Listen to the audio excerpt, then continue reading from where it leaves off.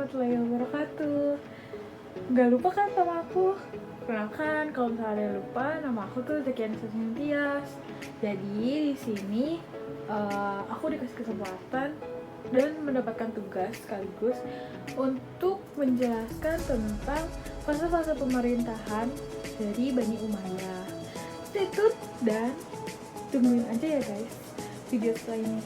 Dadah! Fase pemerintahan Bani Umayyah itu dibagi menjadi 3, ada fase berdiri, fase kemajuan, dan yang terakhir ada fase lemah sampai runtuh. Nah, sekarang kita masuk ke fase pertama, yaitu fase berdiri. Jangan lupa fase berdiri. Check it out! Pada fase berdiri ini, Bani Umayyah itu pada tahun 40 Hijriah atau 662 Masehi dan di bawah pimpinan Walid bin Abdul Malik, Khalifah ke-6.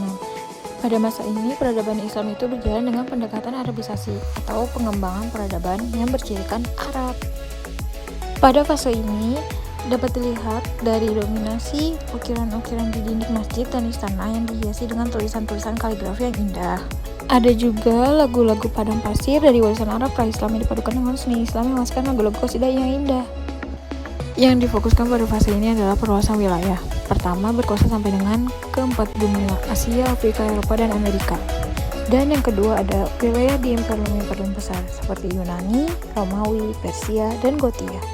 Udah pada ngerti belum sama fase berdiri tadi yang aku udah jelasin? Semoga kalian mengerti ya. Sekarang kita lanjut ke fase kedua. Fase kedua itu ada fase kemajuan. So, check it out.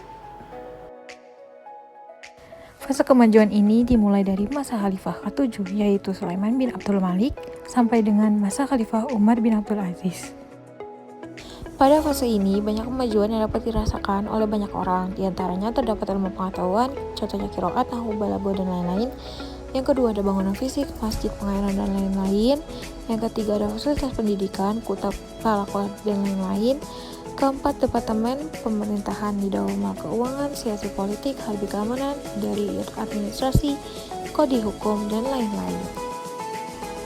Pada masa ini juga Islam tuh sangat berkembang hampir di seluruh dunia.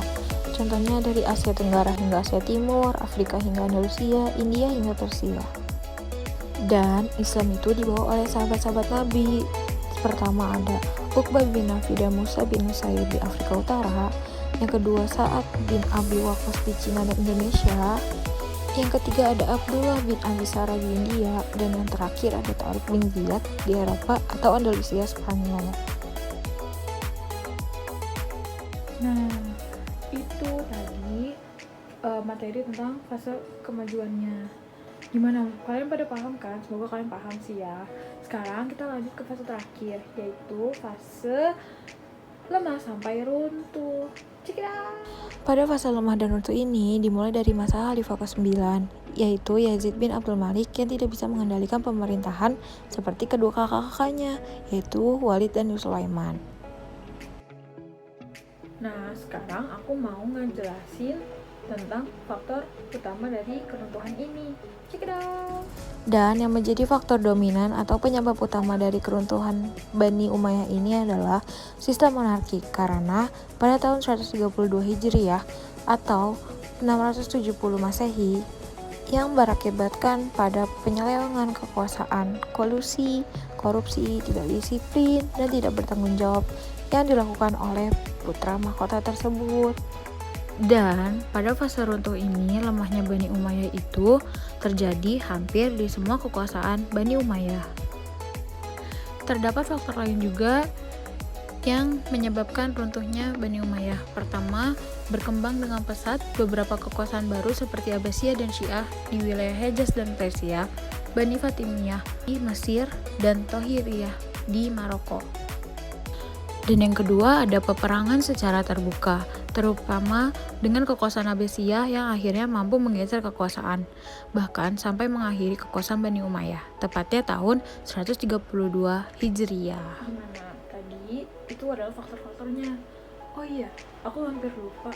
Jadi sebenarnya tuh dari fase ini dan dari pemerintahan ini tuh ada khalifah-khalifah yang terkenal.